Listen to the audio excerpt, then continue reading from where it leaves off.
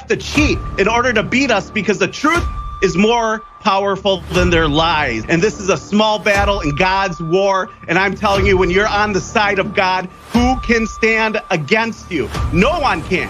And we're in the fight and we can't give up. This is time for overdrive.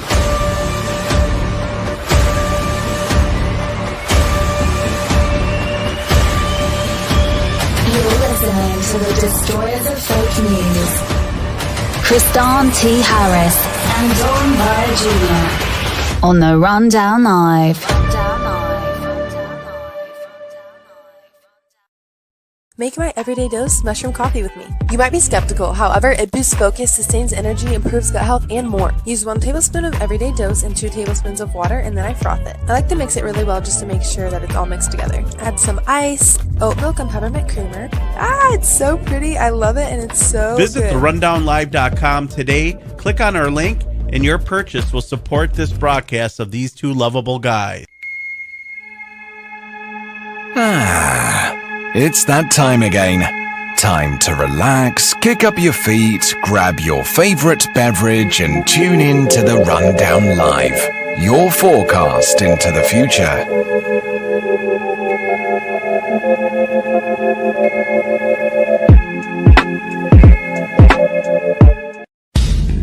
Now, you don't know it yet, but you are listening to History in the Making while you are listening to this show.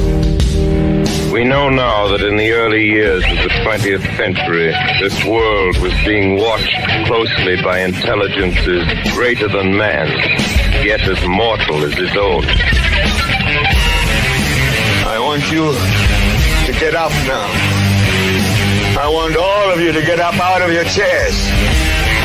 I want you to get up right now and go to the window, open it, and stick your head out and yell, "I'm as mad as hell, and I'm not going to take this anymore!" Censored by the mainstream media, the destroyer of fake news, and your host of the Rundown Live, Kristan T. Harris.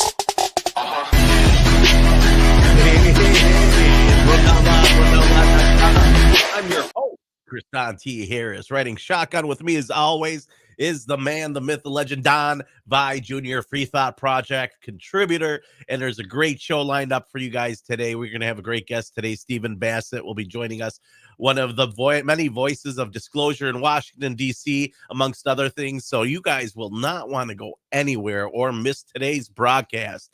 This broadcast is brought to you by none other than KGRA Radio. That's right, KGRADB.com. You can find all our past catalog on therundownlive.com. You can also find us on Spotify and iHeartRadio and anywhere podcasts are found. Just search The Rundown Live and KGRA, and you should find it right there. Also, if you guys want video for this broadcast, we are now on video on YouTube.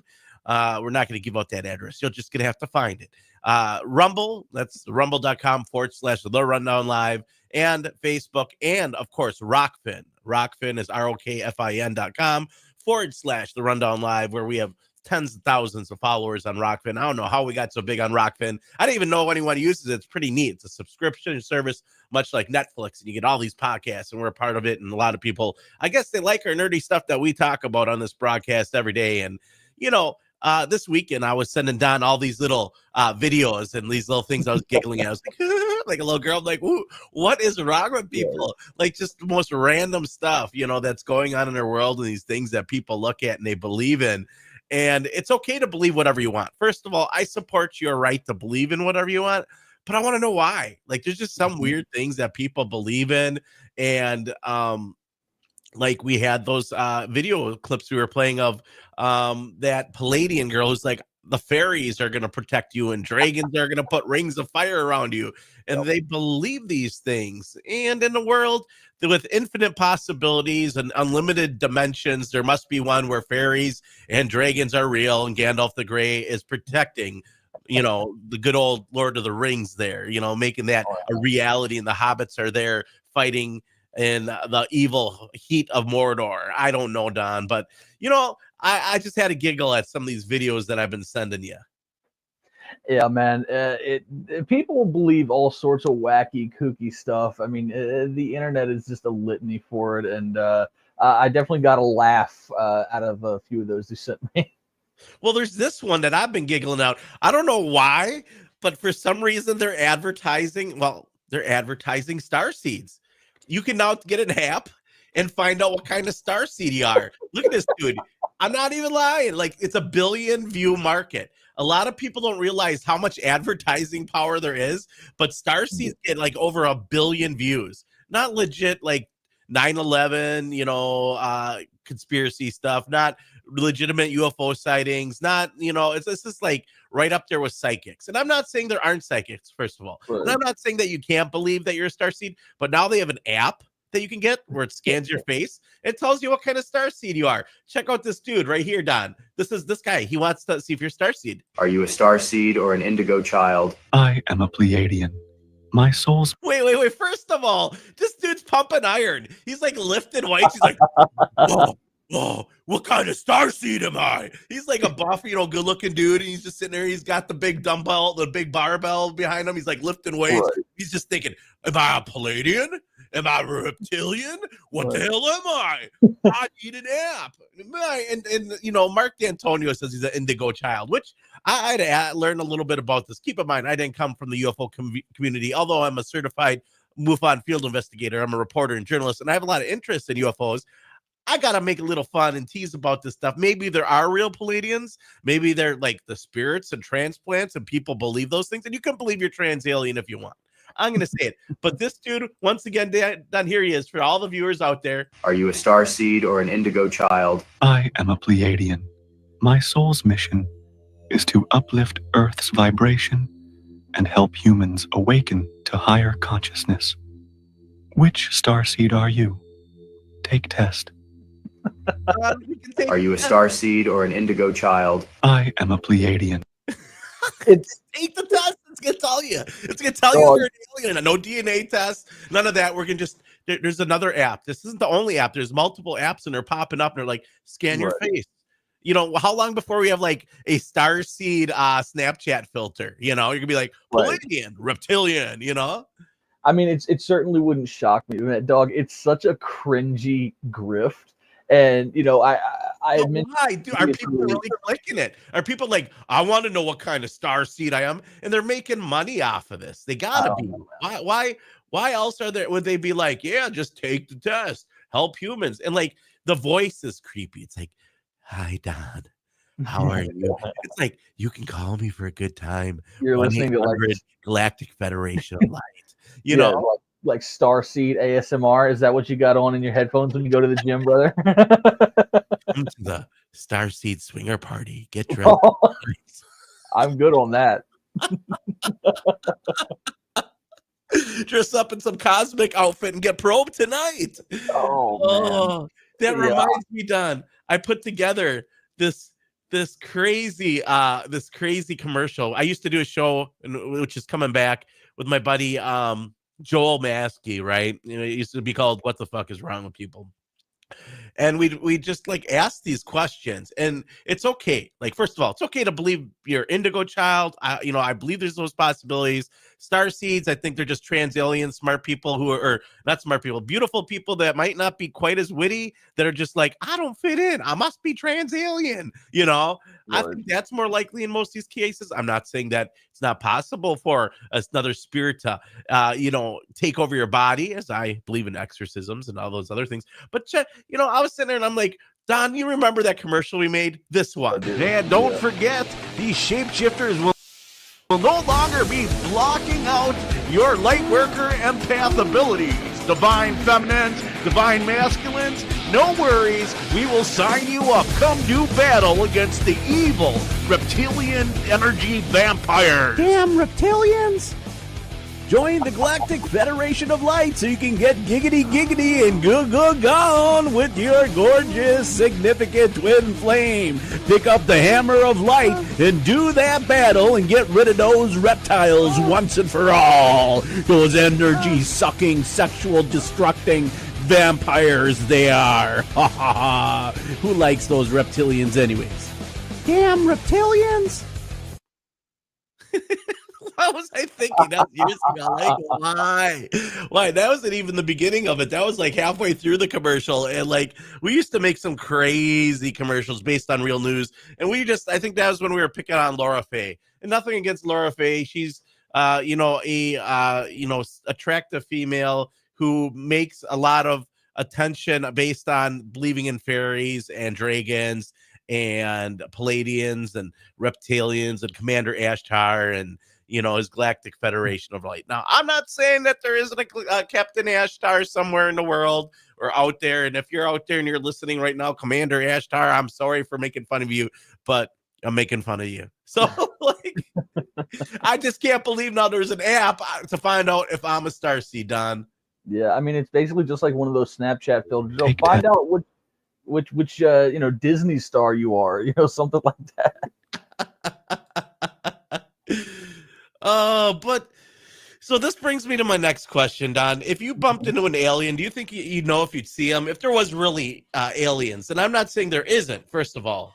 I believe in this universe that's so large, it's so vast, and so wide range that there's definitely probably more intelligent life out there. And it could have very well colonized this planet.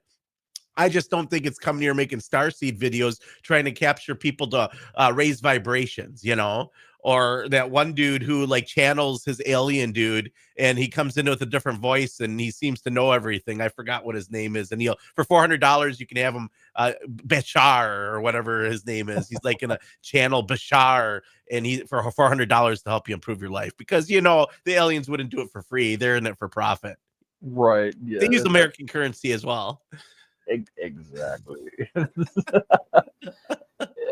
So I don't know, like if I were to encounter some sort of extraterrestrial. I mean, because we've had a lot of interesting conversations on this show. I remember when we had Michael J.S. Carter on, we were talking about light beings. Obviously, we've had Mark D'Antonio, Richard Grove, or was it Richard Dolan? I'm sorry, I'm thinking of Richard Dolan.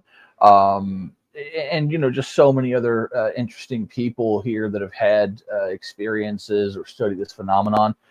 I don't know. I'm very much I have to have evidence to believe in something sort of person, which for people that have followed this broadcast or have followed my work personally, that might sound a little odd because, of course, I'm that guy who believes in the Norse gods and aliens and or I don't necessarily believe in aliens. I think they're possible, but I believe in ghosts and all witchcraft and all that sort of stuff. But yes, I have at the very least personal evidentiary experiences as to why I do believe in those things, but I've never seen an alien, so I don't know. Maybe they look like us, maybe they're like David Icke says, they're shape-shifting reptilians, which is like I don't know if I believe him on that. I know he put out a book like with all of his evidence, purported evidence as to why he believes that. I haven't read it. It's in my long list of books I need to pick up. So I don't know. Maybe they look like us. Maybe they look like something completely different. Maybe they're light beings. Who knows? Your microphone's muted, brother. What if they were here all along, like they're sitting inside the deeper crevices of the ocean or in the water? There's UFO sightings all the time. Most of them are probably government secret aircraft or some kind of natural phenomenon that could be explained. We had Mark D'Antonio on last week. If you guys haven't checked out that episode, make sure you guys do. By the way, shout out to everyone on Rumble. I see people pouring in on Rumble right now. But I'm not quite sure. Do you guys believe in aliens? I'm kind of curious. If you guys do, we do have open lines today. You can give us a phone call, 1-855-472-5483 if you want to call in today. And like I don't know, man. UFOs are obvious. Could aliens be actually visiting this planet? Absolutely. Maybe that was our creator, right? Maybe that's who came by and was like, hey, let's create some human beings and colonize this planet because it's got a great temperate for life, and maybe we'll come back and take it from them, or why not? Do you think that aliens have the same problems as Earth people? So I can't find the right mate. They're like, can't find myself a woman if I try, I'm not sure because human beings are so unique when it comes to a lot of things, especially like, sociological behaviors and things of that nature. I mean, if we look at the animal kingdom, for example, mating doesn't seem to be much of an issue for pretty much any other species. I mean, I know like there's your one-off, but overwhelmingly, it just seems like a natural thing that happens. As opposed to with humanity, we have these weird ass, dumbass social rituals where it's like, I don't know, maybe it's, you can say it's more advanced, maybe it's not. I don't know.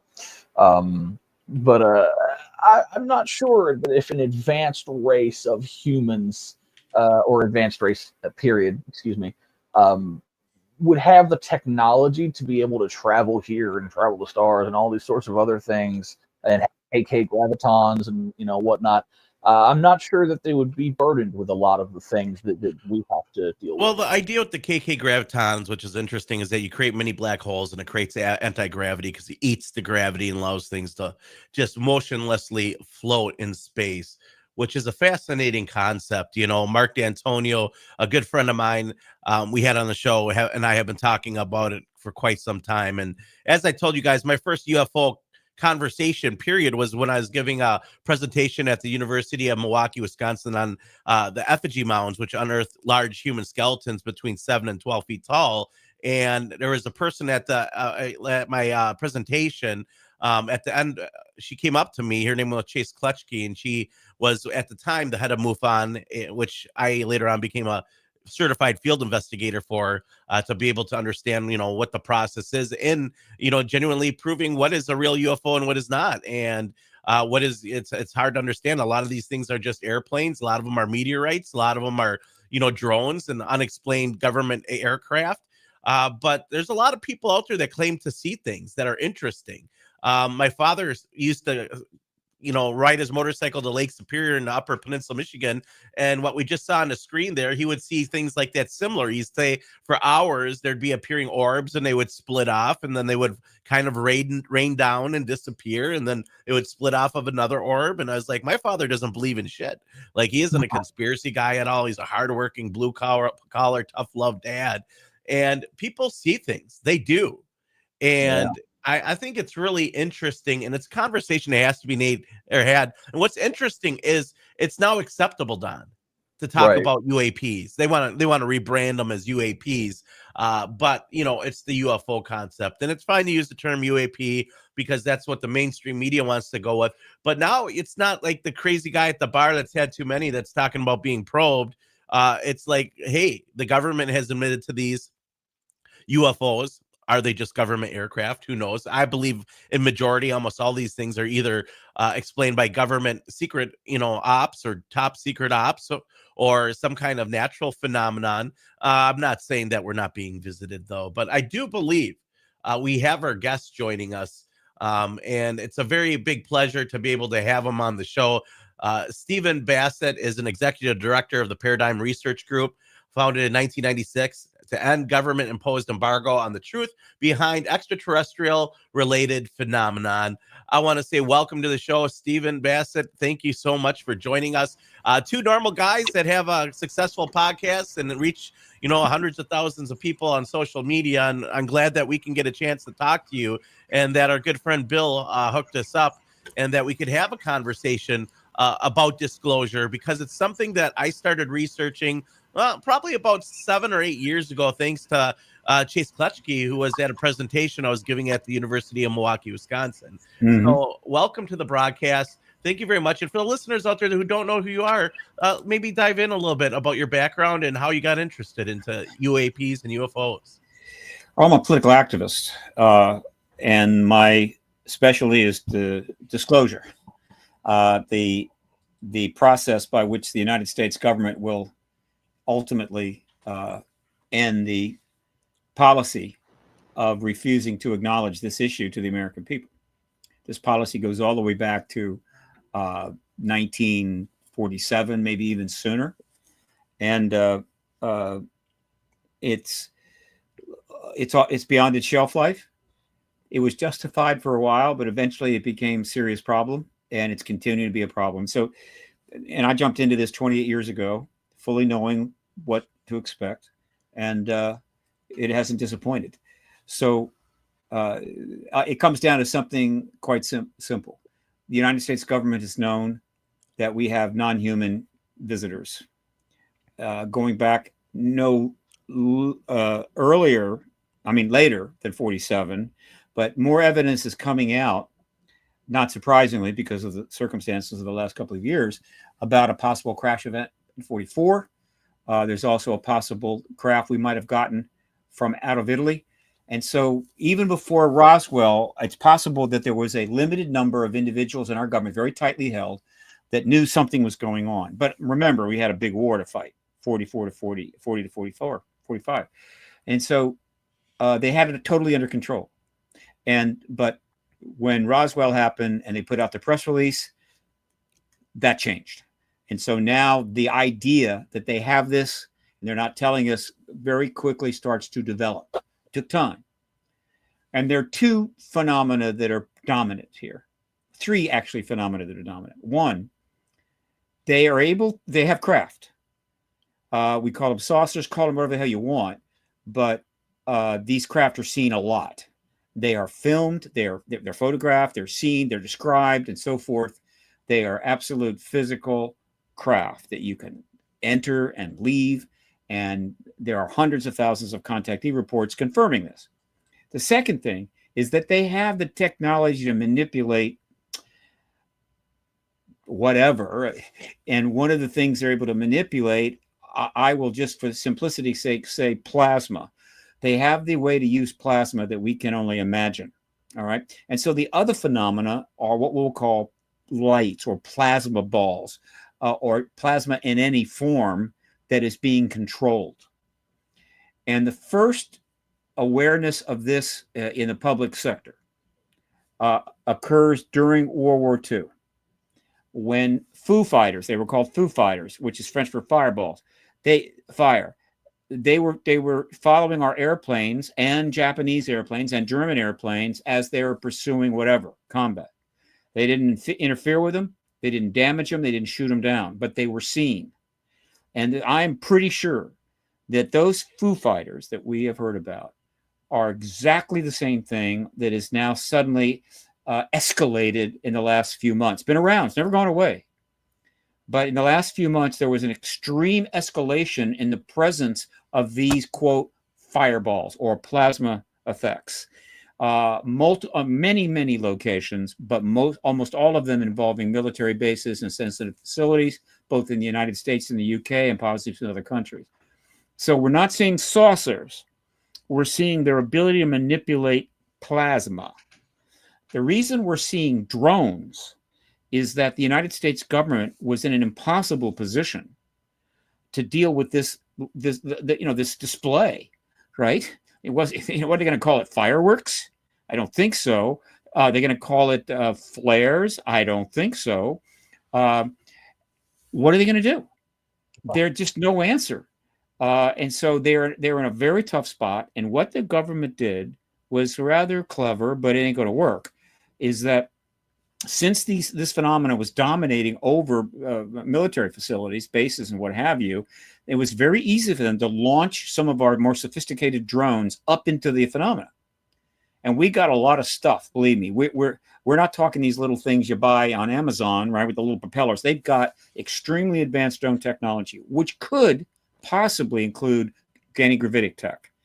And so these are things that people have never seen in many cases. And so they're launching some of these up into the phenomena so that when people are filming and looking, they're seeing these lights and they're seeing formations or whatever, but they're also seeing what are pretty obviously drones, which allowed the government to say, we have a drone issue. We're dealing with drone swarms.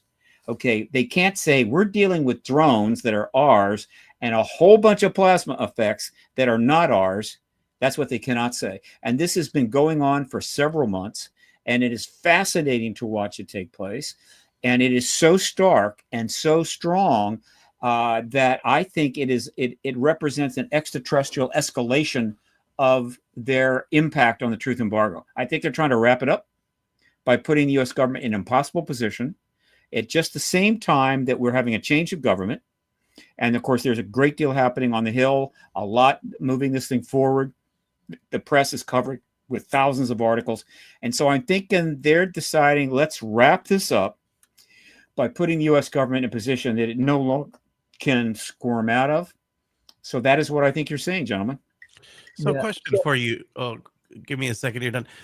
Real quick question for you. So, do you think that you mentioned World War II, roughly in that area, there was a lot of Foo Fighters. Do you think that inspired the Germans to invest in the Hanabu and Die Glocke and these German bell-shaped and UFO-shaped aircraft that they were working on with Vril technology, allegedly using mercury and other things that had weird results? Or do you think that's something they were just doing on their own? What I think is that the evidence for the German engagement of this phenomena, craft, and everything else is thin. Now, I certainly would think that if the Germans are seeing the Foo Fighters and they're seeing these things able to do what they do, that they were extremely interested in that. And it's not out of the question that they may have had a crashed vehicle. They controlled a great deal of territory during that war. And again, as Ryan Wood has presented in his update of his Magic Eyes Only, which is the second edition, he's up to 105 crashes that have some evidence and up to including very powerful evidence. And so if they got a crash vehicle, I'm sure they would have done everything they can to try to figure it out with 1940s science and technology. But the Germans were formidable in those areas. And so I think there's some effort there. There's some things that happened. But because of the truth embargo, inability to resolve this issue, and because of our overwhelming interest in Nazis, I mean, we're just never going to get over the Nazis, that this stuff has been turned into lore. It's just been accelerated, exaggerated into a lot of lore that's very interesting. It's gotten some novels written, Antarctic bases and all this stuff.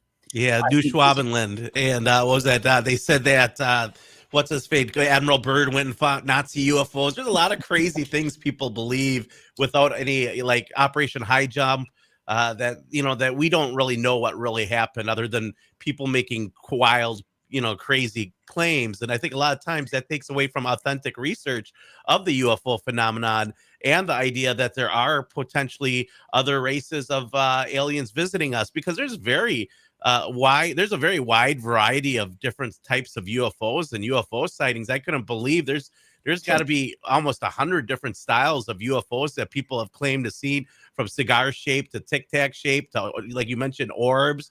All these different things. What is ours? What is theirs? What is government top secret aircraft and recreated UFO technology? And a lot of times I believe what our military captures is exactly that. It's our own military trying to see if they can use this tech and how well they can use it on our military to verify that it works. And that's why a lot of these credible sightings by the military are happening, is that I think our government is tampering with maybe some of this technology that they've procured. All I can say is we need to know about all of it. Yeah. What they have learned, whether they have craft, had they have antigravitics, the history, everything. We need to know everything. The fact that in the 77 years, so much public effort has been put into this, so much research has been done, so much has been chronicled, so many contactees are coming forward, that the truth embargo it makes less and less sense. It's becoming absurd. And so the public knows way too much for this thing to continue, because it's just simply undermining confidence in government, trust, and everything else. And it makes the government look like fools. I mean, it's just untenable. The U.S. government, the people that support the truth embargo, would be happy for the American people, everybody else, to just speculate and theorize forever, right? This, that, whatever, have a ball, have a fun, make it up. They don't care. As long as you're not pressing them to actually get you the actual truth of this. But of course, that is what is happening. In the last 7 years in particular, the pressure on the government is just escalated. And it's forcing them into increasingly impossible situations. Plus, a lot of progress has been made. And so once again, do I think the Nazis may have gone down to Antarctica? Absolutely. Could they have possibly tried to set something up there that might advance their war interests? Absolutely. Right? But I'm afraid I'm not able to go beyond that because the evidence simply is not substantial enough, and it's a distraction. The Nazis are gone. All right. There are people that think there's actually Nazi fleets of saucers that were being seen and so forth. And I'm so sorry. That's just not the case. So this is just part of the confusion and the malaise, but we're getting close to finally breaking through on this. And what is happening right now is definitely accelerating this. I don't think the U.S. government can tolerate this. Now, let me give you an example. We've had many UFO flaps over the 70 years. They happen here, they happen there. Some get more attention than others, but the researchers that are chronicling these, whether it's MUFON or Newfork or whatever, they kind of know, oh, there's a lot of sightings happening during a period of time. One of the most famous flaps occurred in 1952 in July, virtually exactly 5 years to the day that the General Ramey said, no, it's a weather balloon, right?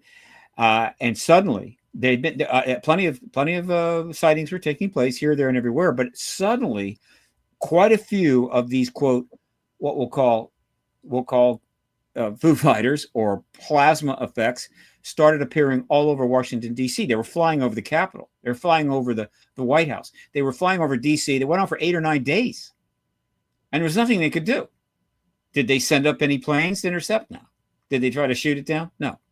They just hunker down and go, oh, God, I wish this will go away.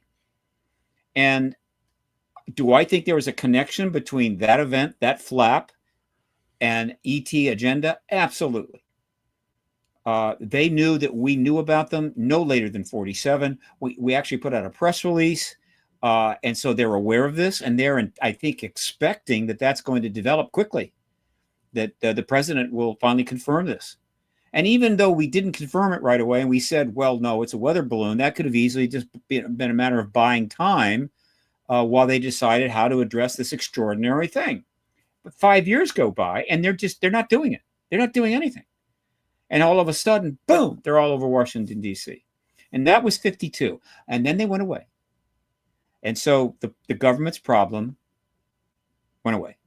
However, the government knew they could come back anytime they wanted to, and so they pulled together a panel out of the CIA called the Robertson Panel. They came up with a report, all classified, to try to assess, here, what are we going to do? How can we deal with this? Because clearly we can't control what these visitors do or don't do.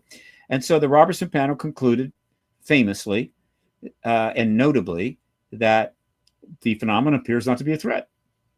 They're not blowing things up. They're not shooting things down. Not a threat. But the public's increasing interest in it could be a problem and a threat. And it recommended that we shut that down. In other words, let's get the public out of this somehow. Whatever. Let's push them back. And thus began the formal truth embargo that we're still under. And that was 52. What's going on is hundreds of times more intense than that.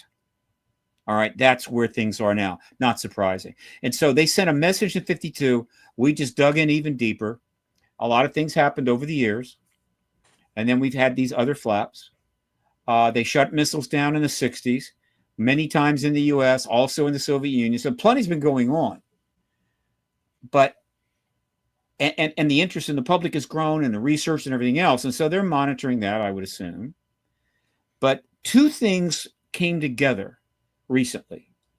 One, circumstances in the world have taken the risk of nuclear war to another level. We are really dancing on the edge of that.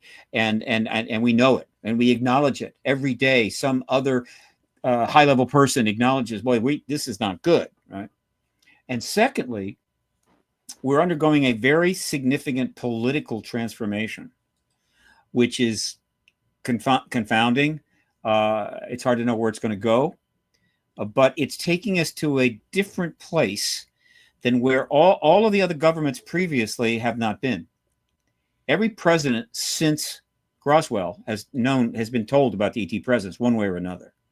They may not have been given a tour of our crash vehicle museum or much access, but they were tipped off, I can assure you.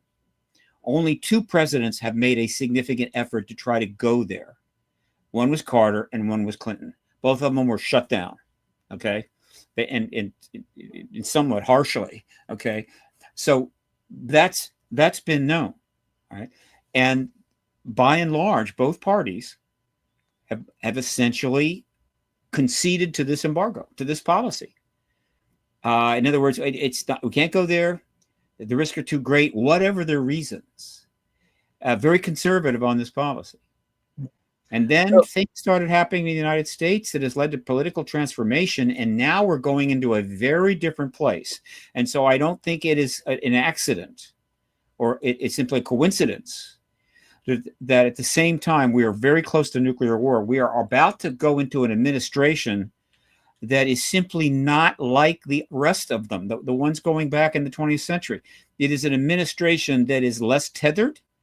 It is less obsequious. It is less willing to simply go along with the standard model. It's like rogue. And so this administration that's about to take over is not going to settle for what Carter and Clinton settled for, which is go away. You don't have a need to deal with this and leave us alone. I don't think so. And so it seems to me that the ETs understand this and they are bringing the hammer down. So they are now very much pushing this issue. And based upon a lot of other things I know, I am putting my money down. I can't guarantee anything, but I am putting my money down. We should likely see disclosure within 30 to 45 days, maybe 60 days of the new president's administration. So what do you think ultimately, in your opinion, is the end game with the ETs really trying to push this and sort of force the narrative in a way, or sort of, push this, okay, you guys have been embargoing and blockading this information since, 47 at bare minimum. We've flown over bases like Maelstrom and shut off your nukes. We did flyovers of DC, all these sorts of things to get your attention. Now we're pushing it ultimately, because I do believe, I absolutely concur that the nuclear brinksmanship that has been going on for the past couple of years is absolutely, in my opinion, a part of it. Scary. I'm not sure exactly what that interest would be for an extraterrestrial race to prevent us from destroying ourselves. I have my own theories that perhaps, they were maybe in the distant past involved in the sequencing of the human genome or something, or, I just have, these wild hypotheses of my own. Yeah. But ultimately, what do you believe? Yeah. Well, ultimately, what do you believe the end game is to, the reason that they would intervene so much to save us from ourselves? Well, only the extraterrestrials know what their end game is. If the government has actually had formal or substantial communication with them, obviously totally secret, maybe they have told our government what the end game is. But again, that's just one more thing that's embargoed. So while we don't know, we do have a lot of evidence to rely. That we can look at. There are plenty that we can look at to try to formulate as best we can an assessment of what their agenda might be. That evidence comes from hundreds of thousands of contactee reports, as well as events that have taken place that have been researched. All right. It comes from, obviously it comes from the contactee reports and things that they've actually said. It comes from the actions of the extraterrestrials, what they do and what they choose not to do. Do they shoot down airplanes, blow up ships? No. Do they put crop circles down? I mean, a lot of those crop circles are not ours, I assure you, but some of them are. That's interesting. Doesn't seem to be too threatening. All right. But they also they will kill animals in order to get certain tissues and blood that they need. Okay, which seems maybe connected to the other. And so we know this. We have kind of a picture. We know what they look like. They've been painted and drawn by many contactees who have those skills. And so the best answer I can give, without having any special information, I'm not channeling anything, I'm not getting any psychic input, this is just a forensic analysis.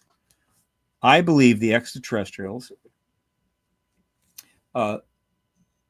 view our extraordinary planet as exceptional and important. It is a life-sustaining planet with a huge history that has evolved, with or without their help, a fully sentient animal, of tremendous capabilities that has, in fact, actually taken its civilization into the solar system. Right? It is spacefaring. It has extraordinary technology. Right? And that is, as far as they're concerned, a pretty significant thing. And they may have had a role in it. Right? They may have, very likely, had a role in our history. So they are connected to us. But it may be bigger than that. I think that the ETs that are visiting us now actually have genetic connections to us.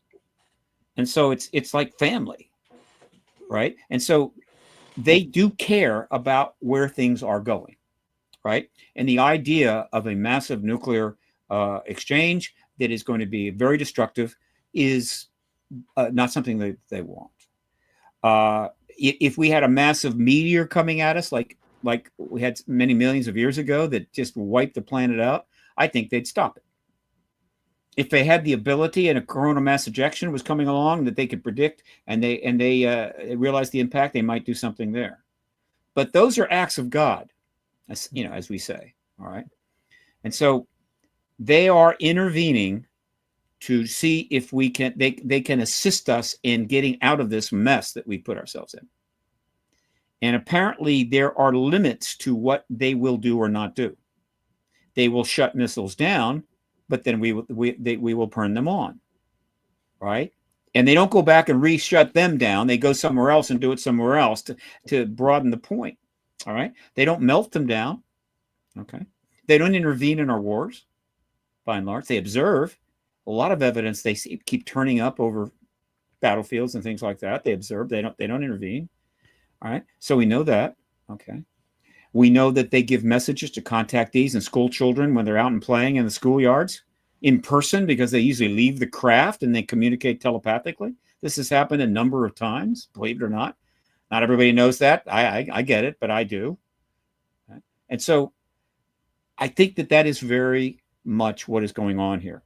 This nuclear war cannot happen, and they're trying to intervene to help ensure that it doesn't. But there are limits to what they will do. Okay, so that's one thing. Okay, I believe they have a genetic connection to us. I can talk about that more, and that's another thing. All right, but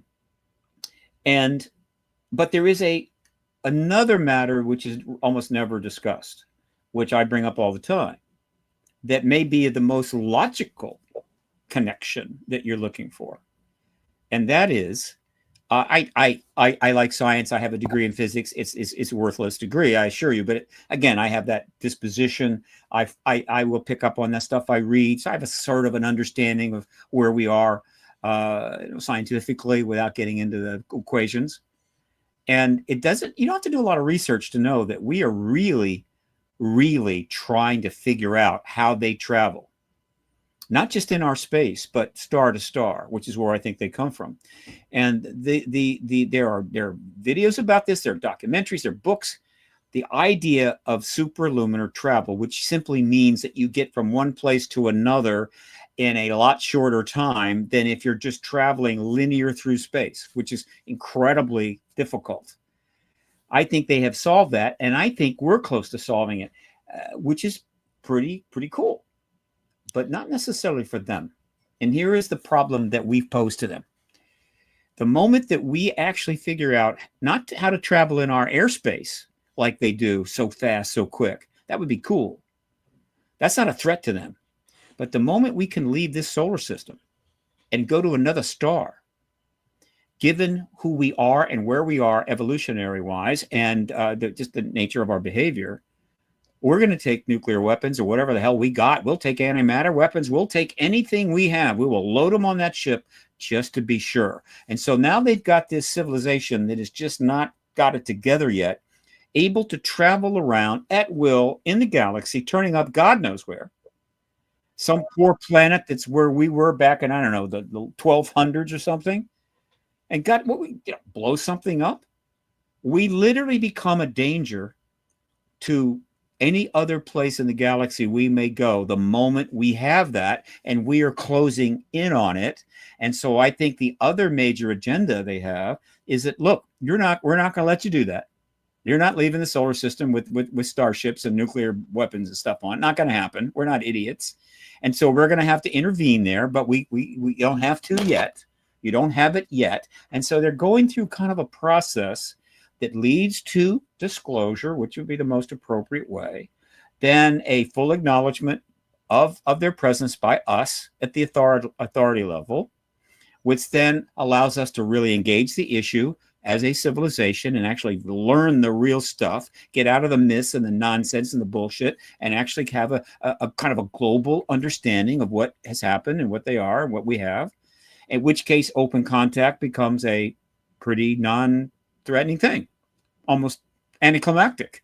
That could be within 2 years, which is what I give it, 2 years or less. I'm not the only one talking this way. And so now they're in open contact, and then we can have a discussion, right? Let's talk, all right? Let's communicate, humans. Look, we're connected to you. We go back here. We did this. We did that. We've got genetic connections to you and so forth. And so you're like kin, okay? And this nuclear shit has got to go, okay? Because we don't want you to destroy yourselves. And also, you got to get rid of the nuclear stuff because we're never going to allow you to travel where we travel and bring those weapons. And so this all has to be resolved. And it turns out it's happening on our watch, our time.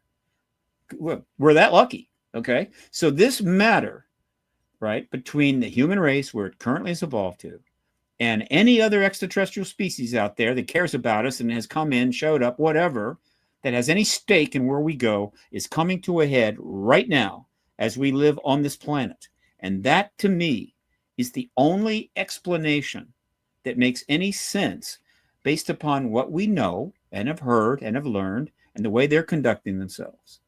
And that is a very favorable outcome. It's an extraordinary outcome.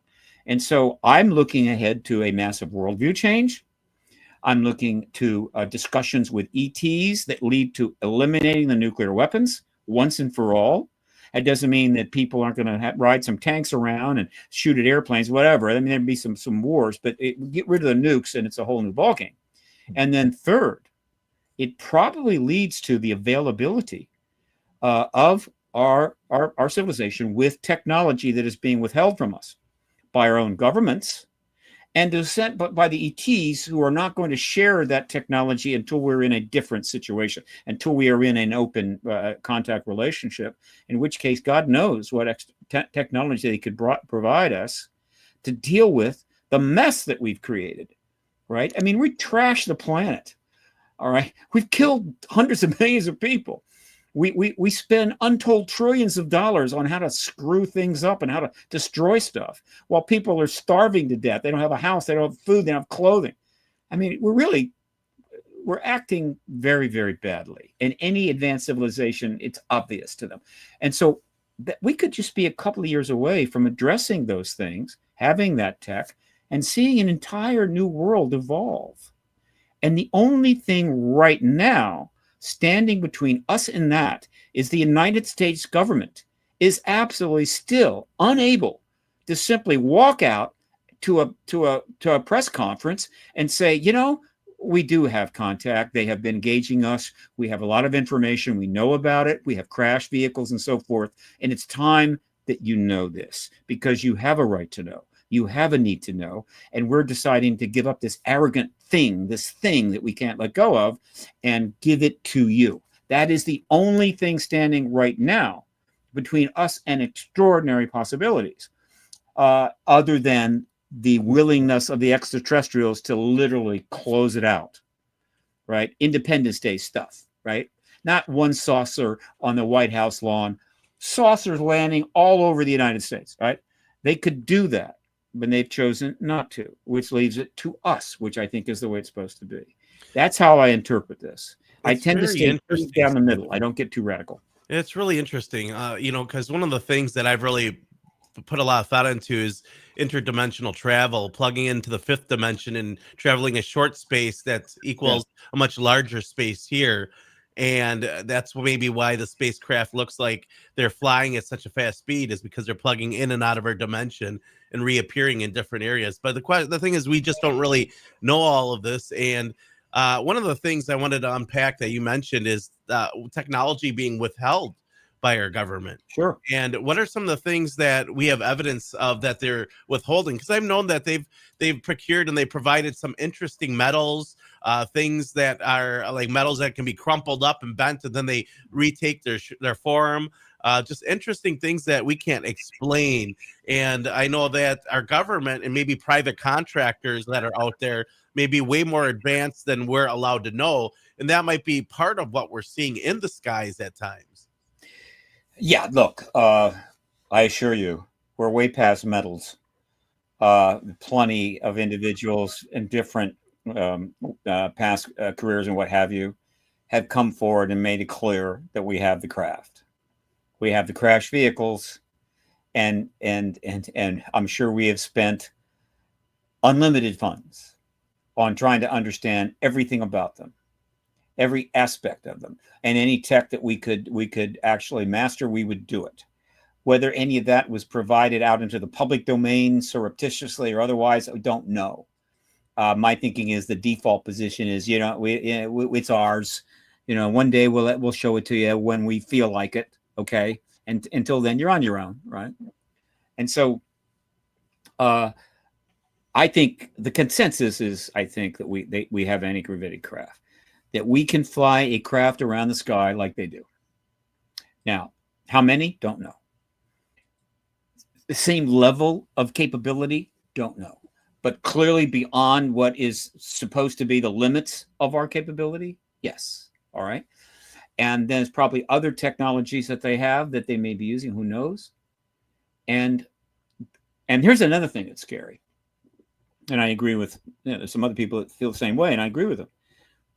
One of the very unacceptable motivations for maintaining the truth embargo is that the military and intelligence community, which essentially is where the truth embargo lives, have viewed from the beginning, naturally have viewed it from the beginning, is what is the weaponization potential of all of this. Mm-hmm. Right? Everything we have, every single thing we have, every craft, every tech, whatever, how can we weaponize it? And so, and given the fact that there's probably there have been other crashes in other countries, it's assumed that there is a extraterrestrial weaponization arms race kind of going on in the back behind all this, which we know far less about than we know about the nuclear arms race, which they like to brag about. So Russia will come up a hypersonic missile, and they figure the American spies know about it, so let's just put it in the news, and they do. Same thing. But there may be another arms race going on, again, completely out of sight. And so, what do you do? I mean, what do you think about that? Right? So, because that's what we do. We've been doing it for thousands of years. We just can't stop it. We're addicted to war. We just can't stop it. No matter how well things are going, governments will weaponize stuff and they will build up a force. And if they feel like it, they're going to go take over a country. They're going to do something. It's like Patton said in the movie, I love war. There is nothing like it, right, in the human experience. This is built into us. It is ingrained in us, and we no longer can go there. We simply cannot allow this, but yet we can't give it up. It's like a heroin addict, right? Yeah. They tried it. They go into rehab. They come back, have another war. We go into rehab. We come back. We have another war. And so something has got to give here, and I believe that is very much where it's very much part of the ET agenda as we know it. Indeed. And, I've always been a very outspoken anti-war sort of person. That's sort of where my forte has lied for a long time, speaking out against the military industrial complex and things of that. Same here. And I've written a couple of articles pertaining to, how these things sort of overlap with the UFO UAP phenomenon. And so I'm really glad that you brought that aspect up, because one thing that I've noticed since about 2017 or so, really starting like right when this what I refer to sort of like a limited hangout sort of disclosure in the mainstream media, as it were, with some of these, naval videos, whether they be legitimate or not. And the way that I'm seeing the mainstream media in the context of them being an asset for the military industrial complex intelligence apparatus, of course, CIA having their claws in mainstream media since, the 50s and things of that nature, that I'm seeing them craft or attempt to craft a narrative with their version of disclosure in a way that is favorable to the military industrial complex. We hear it in Congress. Oh, are they a threat to national security? What kind of weapons do they have? In ways that could potentially be used to twist the legitimate disclosure that we absolutely need into a way that fits a colonial, imperial, military industrial intelligence complex sort of agenda. And ultimately, of course, I don't think that's going to fly. Especially in the context of this conversation with the ETs getting to the point where they're like, okay, look, y'all got to cut this shit out. But I'm seeing sort of that's how the military industrial complex intelligence community and their media assets are trying to frame this sort of slow drip, limited hangout, what I refer to essentially as a disclosure psyop in the mainstream media in a way. And I just wanted to get your thoughts on that. Do you concur, disagree, part half and half? Where do you stand on that? Yeah, I'm more conservative there. As someone who is, my website is paradigmresearchgroup.org. Most people know that. I'm now a nonprofit, so I've actually been receiving tax deductible donations, thank God, and I need a lot more. But one of my major projects is I've been archiving news articles on this since 2006, and so while it's difficult, it's hard to get links to articles going way back, toward the 40s and 50s, but starting in 2006 going forward, I'm now up to 16,000 articles. So I've linked to 16,000 articles. If you go to my website, can I do? I might be able to do this. Can I? No, I can't. If you go to projects, if you hover over projects, go down to ongoing, slide over, come on down to print media archive right there, a little lower, right there. Okay. And now scroll up just a little bit. Now hit the pass-through link there, right there. Hit that baby. And this is the it should bring up the Premium Archive behind it. Did you click it? Give it another shot. It should work. There you go. Okay. Now what you see there is most these are individual years. And as you see, you go back to 47, there aren't that many articles that I could link to, though I actually did some transcribing. But as you get up, start right around 2007, right, it takes off. So the total number of articles that are linked there, these are real journalistic articles. They're not trivial. They're not silly. They're not just side newsletters or stuff. These are journalism. 16,000. I've read them all. And I can say to you that I do not see an agenda here in that sense. I do not see the U.S. government manipulating the media in a sense to create a narrative. They've covered everything.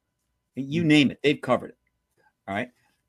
But there is a relationship here that I believe will ultimately be known, is that the media early on, meaning the early days, the major newspapers, the three television networks and so forth, sort of made a decision that essentially is carried forward. It's like a template, right? That just keeps being used as you get more media, as we go forward further and further.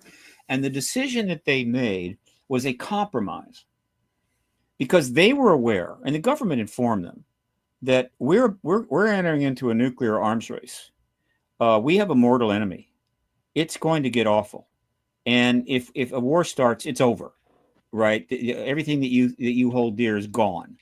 And there were movies coming out early on, like On the Beach and so forth. I mean, it's been heavily covered in film and fiction and books and everything else. They understood that, and they realized that they did not want to interfere too much with the government's decisions about how to handle this information. On the other hand, this is a country with a First Amendment and free press, and so the idea that they could just be in their back pocket, no. And so the decision they made was, we're going to write about this. We're going to cover what happens, right? Whether it's a conference or somebody comes out or something, an event, sightings, all this, we're going to cover it as news, all right? But what we are not going to do is investigate it. And so most people understand that there's journalism, and journalism comes in straight news and opinion, all right? And journalism, those are the two fundamental things that are involved in journalism: opinion and news, okay?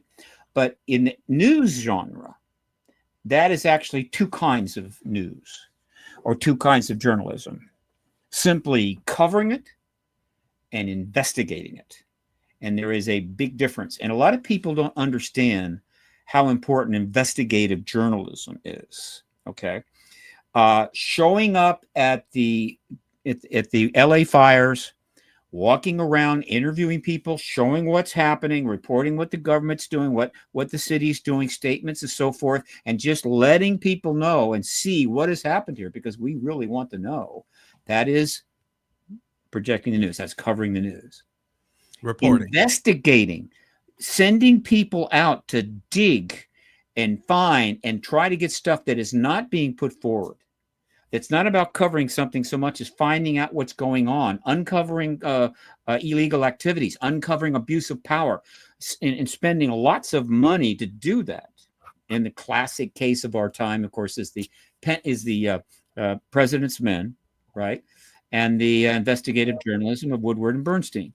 But believe me, there's plenty of other investigative journalists. Some of them are legends, and it is a very tough thing to do. It is brutal, it is dangerous, and it costs money. So, again, it was an easy decision for the media in this country to make the decision, look, the government does not want us to dig on this. We're tampering with the primal forces. We're tampering with national security matters, but we have to cover it. And so they've covered it, but they've never gone Woodward and Bernstein on it, right? Cy Hirsch, I approached him once and asked him if he wanted to cover. He said, no, I can't go there, and so forth. So that's what they've done. That's the compromise that they made. Now, that is changing too, right? Because increasingly you're starting to see independent journalism turning up that's going investigation. Not heavily funded investigation, but they're leaning that way. Websites like the War Zone, which is part of the Drive, the Debrief, and so forth. They're getting much more investigative, but they don't have a lot of resources. Okay, the New York Times is not going there. The New York Times literally had to have those stories about the use the ASOP and the Tic Tac and the events of that time, and Reed's effort to get the program literally delivered to them on a silver platter. Literally walked in the door. All they had to do was vet it, and they published it. Do you think they would have sent out people? I'm sure there were people in New York Times that knew that Reed was up to something. Do you think they'd send somebody out to track that down? No, they didn't do it. So that is the nature of the relationship, but it's changing. And I assure you, there's a tipping point here coming when the major journalists in this country, journalism outlets, are going to realize that it's time to go full bore into this, and that there's Pulitzer Prizes literally hanging low on the trees to pick up as they really start to go after what the hell happened here, who did what and when. Who's behind the truth embargo? Why did that happen? Why did this happen? And when are they going to get the information out? And all of this. And they're going to go investigation. And I think the truth embargo will probably be ended before that. Most of this will happen in the post-disclosure world when all bets are off, the stigma is completely gone. And yeah, the government knows that. They know that the journalists who love to get Pulitzer Prizes and love to have eyeballs watching their stuff, after disclosure comes, they're going to start going investigation on everything that they think they got a handle on. Everything. And it's going to be great. It's going to be the era of unbelievable journalism. It's going to make it even more exciting. But that's how I view this. And because of the truth embargo, It opens the door for all kinds of interpretations and speculations and accusations because we're angry and we're frustrated. Why doesn't the New York Times do that? Why doesn't the Washington Post do that? Well, they're literally carrying the water for the Department of Defense. They're having secret meetings. They're planning all the whole drip. Government's too complicated. It's never that simple, but we strive for simple explanations absent a proper truth process. And it's one of those things that even you can do at home, as we're listening to Stephen here about this conversation of disclosure. We actually have the Library of Congress up, and I'm pulling up old newspaper articles from the 40s and 50s and 60s where people are talking about these things. You can literally go to the Library of Congress and you can find some amazing and interesting stories that have made the newspapers that people have forgotten about. And I've used this quite a bit in history to just research different things throughout history. And it's like, that's the difference. Research is searching again. That doesn't mean you're the guy that discovered it, but sometimes the stuff is lost, and it's a lot of information and evidence and a whole different lifetime of research that sometimes gets lost in the shuffle, and it's interesting to get into. Hopefully not. I mean, it's on record. Of course, as we move toward the present, everything is archived in a sense, but very good point. Look, this is an example of if I had the funds, because this would not be easy, but if I had the funds, I could farm some stuff out. I could go into that and start adding, in other words, I'm selecting the stuff that is appropriate, makes sense. I could start adding links to those articles in my print media archive. So, and because I'm triaging or curating it, you don't have to go through everything. You're going to get the stuff that is appropriate for this issue and the history and the truth embargo. And I could probably add hundreds and hundreds and hundreds, maybe thousands of links. But, this takes time and money, and I don't have that right now, but that is one of many projects that are potentially possible for PRG to do. And since I've already got, been doing it for so many years, it would be kind of cool. And I'd love to get those articles more prominently promoted, right, and curated so people can, and it's linear. I put them in linear, so you're literally moving forward in time, watching the coverage of this right up into the present day. I'm very fond of that project, actually. Yeah, it's always great to bring old information and bring its relevance, in that it's a lot of the things we're talking about aren't new. They've been going on. It's been going on for almost 100 years, if not longer. Yeah, sure. I know. It's always fun to see some new podcaster, some superstar, or whatever, suddenly jump into this issue, right? And you quickly realize that it's almost like they think like, hey, I just discovered it, right? And this is happening, and wow, and let's get on this, and they have no idea of the real history of this and how deep it is. And I get that. I mean, it's 75 years, 77 years, 78 years now, and that's a whole lifetime. Interestingly enough, it actually mirrors my lifetime. I was born 6 months after the Hiroshima bomb and 6 months just before the Roswell took place, right in the middle, right? Wow. That's where I was born. And so, and I didn't know it, but for the next 49 years, my existence exactly paralleled the nuclear arms race and the extraterrestrial modern era, right? Just literally, and not having any real sense of it. And 49 years later, and when I'm at the age of 49, I got into this finally, thank God.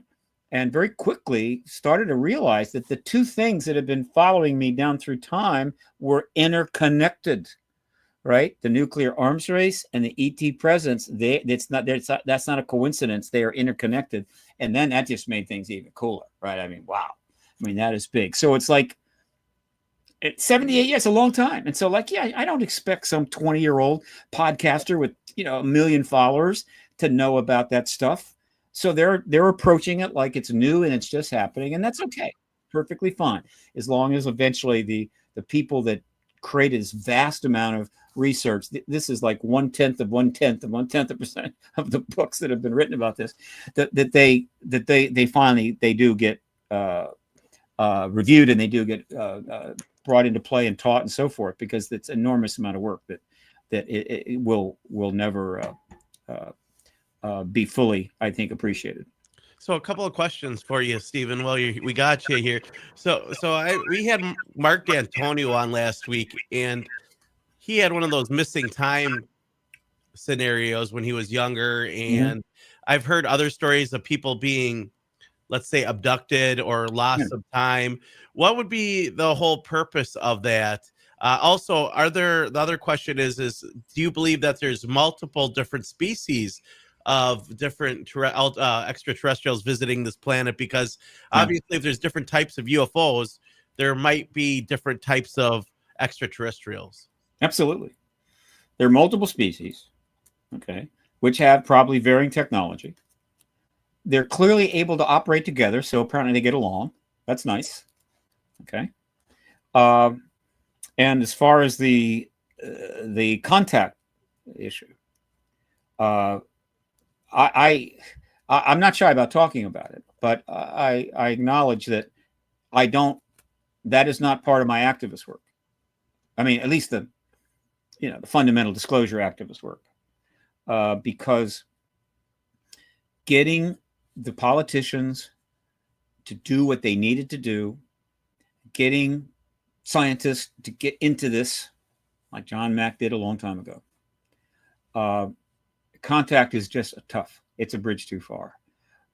So the technology and the phenomena, the basic phenomena and so forth, and its implications, that is a much safer play for them. They can go there without getting slammed with the ridicule and the stigma that the government went to great lengths to create. Okay, they poison the well. All right, but the national security issue about the president of this tech is a very appropriate thing for journalists and scientists and so forth to deal with, and so we have had to keep it there. And so we haven't been going up on the hill, and a lot of people are going up on the hill, and witnesses are coming up there.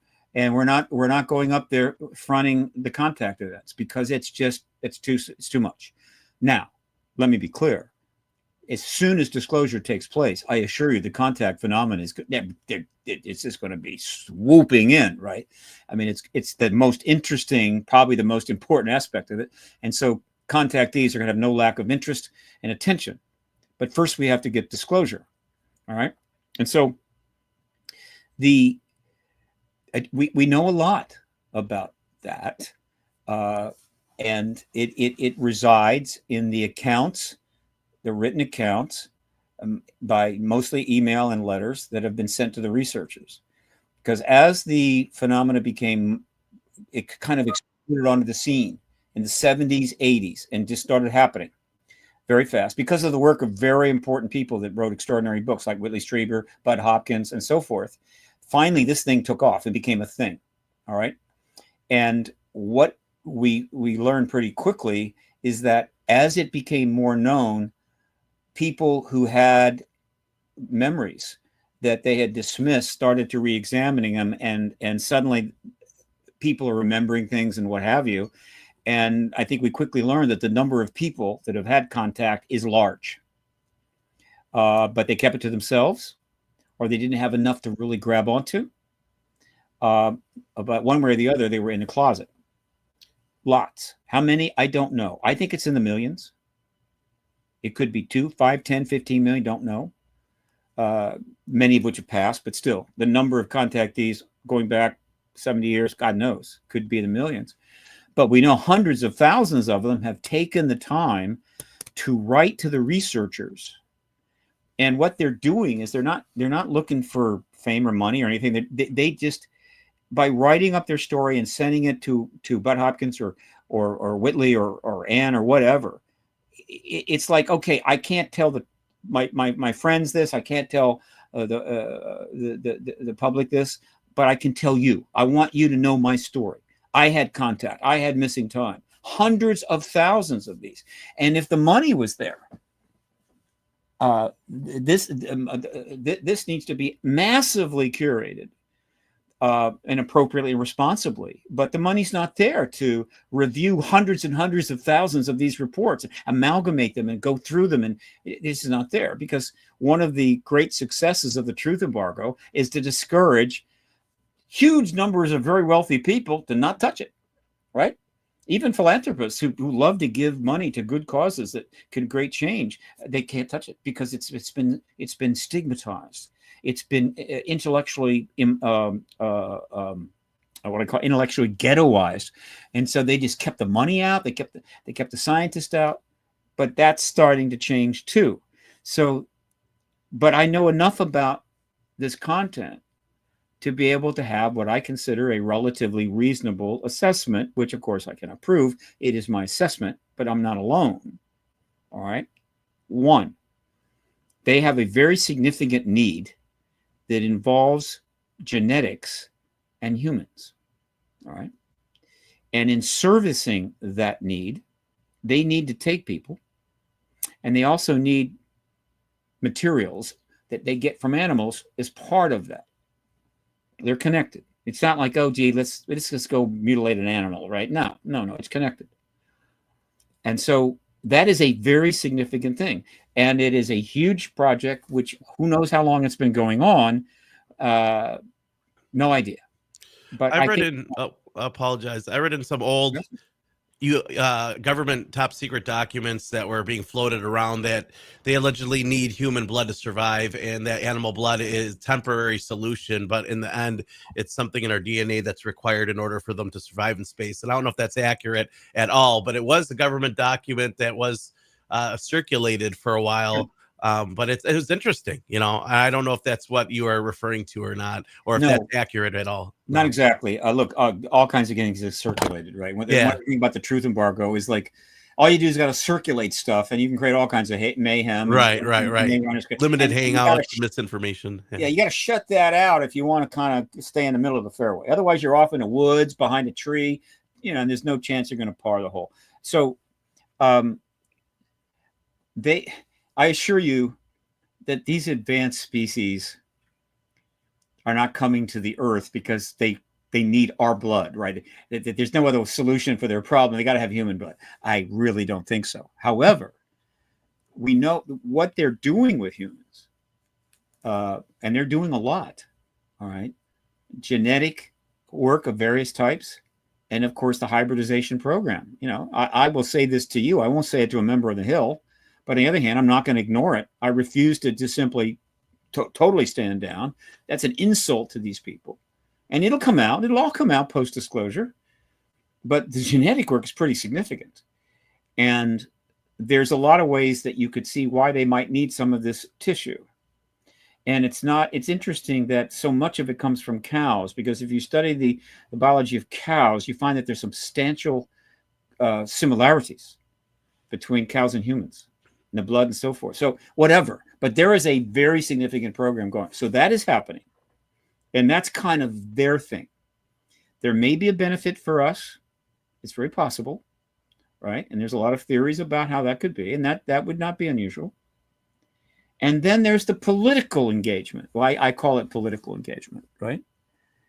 But when you shut down nuclear missiles affecting the national security status of a nation, that is a political act, which could be considered an act of war, which would be a political act, right, too, as well. But we don't view it that way, and we haven't viewed it as an act of war. But they are engaging us on a societal political level, and they're also engaging us on a scientific level. I believe the political stuff is mostly to help us. I suspect that the contact work is very much about helping them, but it may be both. Right. But I tell you this, we know enough to know there's some pretty cool agendas going on, and we want to know them, or we want to know everything about them. There's just no reason why that should be withheld any longer.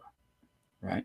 Now, again, the ETs always have the ability to clarify these things if they want to. They could do all kinds of things, would suddenly bring it out, but they choose not to. And I can imagine why they choose not to. Right. So until they are willing to go that far, it's up to us to do it. And we should do it. We should have long ago.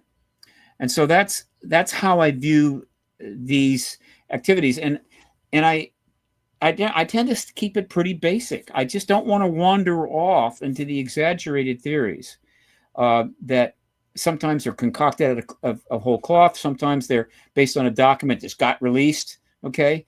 Or whatever. I mean, I get that. It's cool. We are very smart. We are unbelievably clever when it comes to creating fiction. We've created a massive arena of science fiction, which is mind-boggling. It's almost nothing that our imagination can't come up with. And a lot of people think, well, anything we can come up with could happen. No, that's not true. We can imagine stuff. There's no way in hell it could happen. And so we're great at that. And so I get it. And so it's not surprising that absent the truth from the public, from the government, that we have built almost a whole nother world around it, to try to encompass it and understand and explain some of it just for the hell of it because it's enjoyable. And so most of the people in this world who are aware of this ET thing, right? UFOs, ETs, whatever, aliens, are aware of it not because they read Richard Dolan, right, or know who Keo is. They know from science fiction movies that have been produced. I think they're up to 600 science fiction movies that have ETs in them, and then hundreds and hundreds of more that don't have ETs, but it's science fiction. But from science fiction movies with ETs in them that have gone around the world, been seen billions of times, that is where most of the human race has learned about this ET thing, from our great science fiction. So you can appreciate that as they're trying to deal with the truth, as we try to finagle it forward, that it's a little confusing. I get it. And so somebody mentions interdimensionality, boom, they're right there, right? Because they've seen some movies that have the interdimension stuff, all right? And when you mention time travel, they're right there. Because they've seen lots of science fiction movies with time travel. Right. And I'm not criticizing. I'm thinking better that they're engaged and looking at it and trying to think about it than just ignoring it. But the truth embargo, combined with the massive amount of science fiction that has been created, has made the situation in terms of being coherent and moving forward that much more difficult. And the blame for that all goes to the U.S. government. It doesn't go to the American people. Yeah, it's very fascinating conversation. And I wouldn't doubt that some of these aliens look just like us, and maybe that's where our, whole culture came from, that this planet was seeded. I always felt that was way more mathematically likely that this planet was colonized rather than it coming from rain on the rocks for billions or millions of years. But that's a whole nother question. What do they look like? What are the different types? I know there's books written on it. There's people who have different thoughts that there's a galactic federation of light. And like you said, there's like all these different science fiction lore, and people want to believe. It's one of those things that people really want proof of. I want proof. I can't trust myself sometimes because of the fact that I want to believe so badly that I have to rein it in and be like, listen, there's natural explanations for a lot of these things people are seeing. And yes, there are real UFO sightings. And yes, people do have real experiences that they can't explain. Yes, people find implants in their body. And like you mentioned, there's hybridization going on. Implants, that's one of the things that really sold me, is that people are finding things being implanted in their body after claiming to have these types of episodes. Look, I can riff on that. Let me riff on that. It's one of my favorite riffs. But let me first say that, look, there are plenty of people that want to believe. There's nothing wrong with that. It's cool. It is not a luxury or an indulgence that an activist can have, or really a researcher. You want to know. You want to be convinced, and then if you are convinced, you then want to take action, right? And so the word believe in general, I just try to stay away from. I just don't go there, right? You don't believe in quantum mechanics. You are convinced by the science and the mathematics of its validity, right? And so, and belief is also attached to religion. It's overall, but believe is a term the government shoved out all the time. They just shove it out, right? You're a believer. You're a believer. That was part of the ridicule process and all that little stuff and games they played. Very effective. Okay, but no, I don't want to believe. I am already convinced beyond any reasonable doubt. So that's helpful, and I can go forward from there. But again, you got to stay as close to Occam's razor as you can. Now, let's talk about the ET types, which is one of my favorite riffs. The human mind is pretty powerful, and it's amazing what it can do. But even with the human mind's capabilities, it's just very difficult to grasp the concept of 13 billion years. it's just, that's tough. I mean, you can say it, right? You can imagine, well, it's a long, long time, right? And that's fine. You sort of know that, right? So it's very, very old. But to grasp the idea of what can happen, what can take place when you're talking about 13 billion years, all right? It's just out of our zone. And then it's very difficult to grasp the idea that we have between 200 and 400 billion stars in our one modestly sized galaxy. And the number of galaxies in the known universe could be between 200, 500 billion galaxies. But this is a number that is so staggering, so incomprehensible. You can know it, you can say it, but to kind of understand the implications of it, it's just too much. I try, I have some success. All right. So along those lines, I have no trouble with the idea that planetary formation around stars and the combinations of chemicals and heat and light and everything else, plus the presence of water, that over enough time, say 3 or 4 billion years, it's possible for organic life of some kind, life replicating things that can replicate, so forth, can come about. And some people challenge that, and I understand that, because they've been trying to, for a long time, to see if they can replicate the primal soup or whatever that life emerged in this planet from essentially inanimate stuff. In other words, non-living stuff. Just suddenly you got life, right? They try to do it. They've had some success, but they're not there yet, and so it's tough. And so a lot of people would say, look, the odds of life forming out of just chemicals, right, and molecules, but not living molecules, and become self-replicating things that have turned into what we see today, I don't see it happening. Okay, and I can appreciate that. However, here's where it gets interesting. In order to have life on Earth, it doesn't have to start here, right? So what are the odds of life developing in given the right circumstance, the right elements and so forth? Say the odds are 2 billion to 1, which is even worse than the lottery. Okay, it's 2 billion to 1. But you have a universe, you have a galaxy this huge with 200 billion stars and probably 1 trillion of planets. Okay, it only has to develop on one of them. Though it could be 2 or 5 or 6. I'm just saying it, but technically, theoretically, only has to develop on one of them. And so 2 billion to 1, it's like buying 160 million lottery tickets. If you buy 160 million lottery tickets, you're going to win the damn thing, right? There's a good chance you're going to win.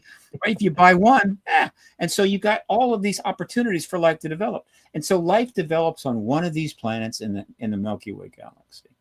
And as we know, things crash into each other and stuff is happening all the time. And so something crashes into this one planet that it develops some fine life against all odds. And the stuff spreads, which we know it can do. And so aspects, even a little bit of that life gets on an object or a meteorite, whatever. And before you know it, it hooks up and crashes into another planet and brings the life right there into their non-living ocean. Okay, and then it happens over here and it happens over there, and you say, well, yeah, still, but how does that really lead us anywhere? Because time.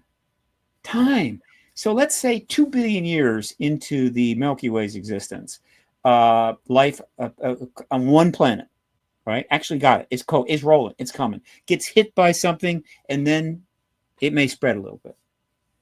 So what? Well, 9 billion more years go by, right? How much can it spread? Okay, so yeah, you get 9 billion years, a lot of stuff can happen, and before you know it, it's starting to get around. But it gets better, because if one of those planets that actually has life, it evolves like ours and develops advanced life, significant life, including sentient life that becomes technological life, that becomes spacefaring life, then and that could have been 2 billion years ago, right? Then that spacefaring life is going around, flying around the different planets, and they're dropping some life off. And so it's not about what are the odds of life springing out of inanimates on our planet. What is the chance of life in our galaxy, which is beyond our understanding and comprehension? Nobody can understand the implications of 2 to 4 billion stars. It's just, don't even try, right? Don't even think about it. But just understand that that's a big number, and that can account for a lot of things, all right? And so now, if I'm right, there's life all over this friggin' galaxy, and a lot of it's technological, and some of it can travel star to star. God knows how many. It'd be wonderful to find out. Let's say that there's 200,000 technological civilizations in our galaxy. Okay, all right. So if there's 200,000, the entities that could show up at our doorstep, who knows? I mean, the unbelievable potential array of possibilities. And so, okay, one of the interesting things about the ancient alien concept is you go back into the lore and you start studying it as they have done, and they come up with some pretty cool stuff. The ETs that seemed to be showing up back then didn't seem to be like the ones now. It's a little different group. Of course, it's thousands of years ago. And they conducted themselves in a different way. Okay, so fine. So, but that was some of the entities that, are out there. Okay. But the modern era is interesting because as you move to the modern era, we seem to have a defined group that are here. And the point that I'm making is that's not random. It's not like some people that just kind of showed up and said, oh, well, you're here. I had no idea. Let's get together. Let's work together. No. The entities that are here now are here for a reason, because we are about to go through this extraordinary transformation that has been a long time coming. And the ones that have chosen to be here have a genetic connection to us. All of them that have been described, as far as I know. There could be an outlier because, passerby, whatever the hell, a drop in. But there's this genetic connection. And so that makes sense. If something profound is about to happen to a civilization on a planet and you have a genetic connection to it and there needs to be an engagement, the ones that have the connection are the ones that are going to show up. So let's go through it. What are the ETs that are described most commonly by hundreds of thousands of contacts? Well, grays, right? The ant-looking one. The grays, the reptilians, the insectoids, and the what generally called the Nordics, which may have a couple of versions. Okay, these these are basically the ones. All right. Now, not enough thought has been given to this. Okay, but let's start with the reptilians. The reason they're called reptilians is because they look like reptiles. I would suggest the reason they look like reptiles is because they have reptilian DNA. Okay, where would they have gotten the reptilian DNA? From the Earth. When? Who knows? Could have been 100 million years ago. Could have been 50 million years ago. Could have been 20 or 100,000 years ago. Well, probably more than that.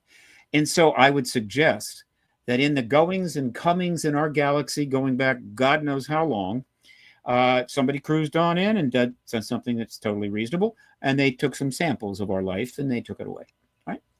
And they're very advanced in their genetics and biological sciences. And they took that reptilian DNA and they used it to help evolve literally a sentient species, capable of doing all the things that we do, right? Sentient species, but it's got reptilian DNA in it from here, okay?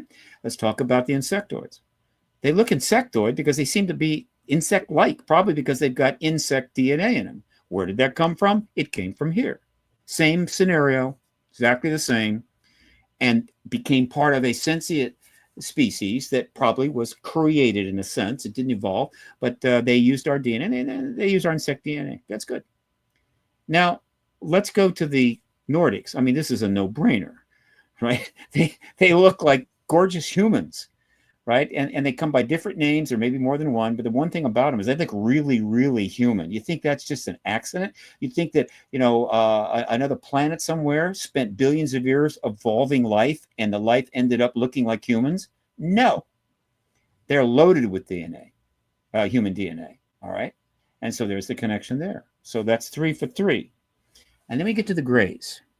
And the interesting thing about the grays is that they really don't seem to have that humanness about them. They don't seem, there's no animal on the planet or no DNA or no life on the planet where you go, oh yeah, that was taken and created a gray. And that's interesting to me. And so there's two explanations for that.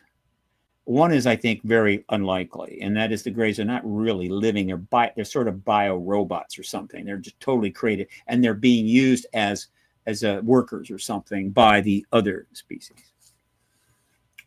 I'm not so sure about that. I think the genetic connection with the Greys is that the Greys are the ones pretty much involved in the genetic hybrid work, and so hybrids are being created, and according to the reports that are coming in from the contactees, it's pretty much all Greys. It's gray human, gray human, gray human. And there's different types of Greys, different sizes, gray human. And so there's some reason why that needs to happen, right? And what that is, I don't know. But clearly, if they're creating gray human hybrids, that's a genetic connection, isn't it? And so you see how this is sort of the picture this is painting, okay? Now, we have, we talk about orbs as being living entities. It could be. There could be living plasma entities here flying around. I don't think that. But I think it's an interesting possibility, and it comes up. All right. I think they have the ability to manipulate our world in ways that create things that look pretty astounding. It doesn't mean they're alive. And so this genetic connection is very explanatory in terms of the why. Why them? Why now? All right. Without that genetic connection, take the alien in Aliens, right? One of the all-time great aliens of all time. Okay, that's a great alien, right? That's a nasty little sucker. Okay, it doesn't seem to do anything but want to kill people. it just want to kill anything it comes across, and they're really ugly. Now, if one of those was involved in this, that would be very upsetting. It would be, what the hell are you doing here? And why are you here? And man, you are not helping. Okay. So we have in our science fiction created all manner of very nasty aliens. And that is a reflection of who we are, which is a very violent species that wants to kill anything it sees and loves war and loves to create science fiction wars or whatever the hell. And so we create these nasty aliens. But the real ones, the ones that are engaging us, just don't measure up. I mean, I'm sorry, they fall way short of our fictional extraterrestrials, which is very much a very anthropomorphic process. Anthropomorphism turns up all the time in analysis and this like I think people look at it from this human angle and try to explain it from a very human basis, which is not totally unreasonable. I'm doing that as I talk about the genetic connections I think the ETs have to the human race or to our Earth. But anthropomorphism can only go so far. Right? So this is a riff I like, but it then goes even further to a place I really like, which I'm dying to find out if it's true. I mean, it's one of those on my bucket list. I gotta find out about that one before I die, right? And there's a big bucket. I got a big bucket list. Nice. And that's this. Okay, look. Once you accept the fact that there are untold numbers of life planets in this solar system, capable of life to a certain degree, but maybe not to the level we see, but certainly life, right? And huge numbers that have been able to create sentient technology species, right? And that this has been going on, not recently, but going on for billions of years. So you've had civilizations that have come up and gone. And that's pretty much understood, right? Yeah, they had a great run, lasted 1 million years. They're gone, right? I mean, it's a dangerous place. So all of this has been happening for all these years. So now imagine a galaxy where sentient entities for a very length of time are able to travel the galaxy like these entities seem to do. Not just recently, going back as far as you want to go. This has been going on for an enormous length of time. The galaxy is the same size, by and large. It has the same number of planets and stars in it that it had until billions of years ago. But so it's defined. And so you have these entities traveling around the galaxy, visiting life planets, doing exactly what we would do. And that is taking samples from the planet for whatever reason, for whatever purpose. Could be huge amounts of samples, could be life samples, DNA or its equivalent from thousands and thousands of living entities on that planet, taking it for their own research and for consideration. Okay, and now let's go further. They engage another planet, and they take life from that planet, and they work with them and actually create things. They are the masters, I'm sure, of biology. I mean, it's part of a natural evolution of scientific prowess. And so they're creating things. Maybe they're introducing this other life into that planet to see what happens. And so I'm suggesting that once you go there, what you end up with is not Gaia. You end up with Galaxia, not a living planet, a living galaxy in which there are genetic connections across planets from one end to the other that have been spreading slowly and kind of getting, involved. We could have a genetic connection to a planet 1,000 light years from now, 10,000 light years from now, right, in our own galaxy, and have no idea, because the passage of time makes that possible, and we can't imagine that length of time.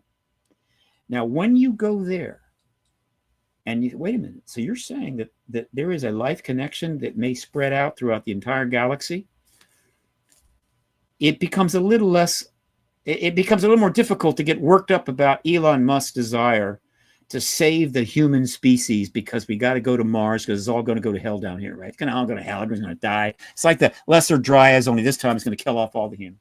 But we will survive on Mars, which, by the way, it's not like a 4-star hotel. It's a really tough gig, right? And I'm suggesting, Elon, I appreciate it. It's going to be very expensive. It's going to cost a fortune. It's not going to go well. Chill, man. Chill. Why? Because I believe there is tons of human DNA out there, multiple locations. And if we blow our planet to smithereens, humans will still be there. They will exist. They will grow up. They will thrive. They will have a place. It won't be here. And the human race will be represented.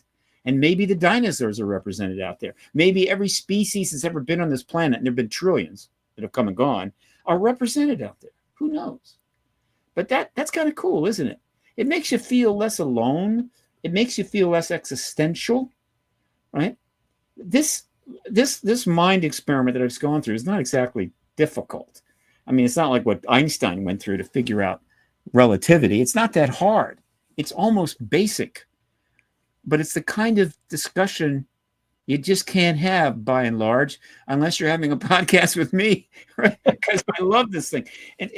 But imagine if we could, if everybody on this planet had a little taste of that we ended the truth embargo and they started learning the things that could actually allow them to grasp this, right?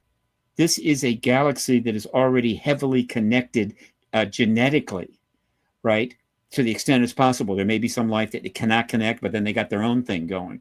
And that we're part of it. We're part of the whole damn thing. We're part of Galaxia. And the ETs know it, but we don't. And we will find that out when the government finally gives up this goddamn truth embargo. Right. Have you ever found interest in considered researching Tesla's interest in UFOs and alleged communication with interplanetary beings? He always claimed that, and I know a lot of people don't realize that, but he had a large interest in UFOs as well.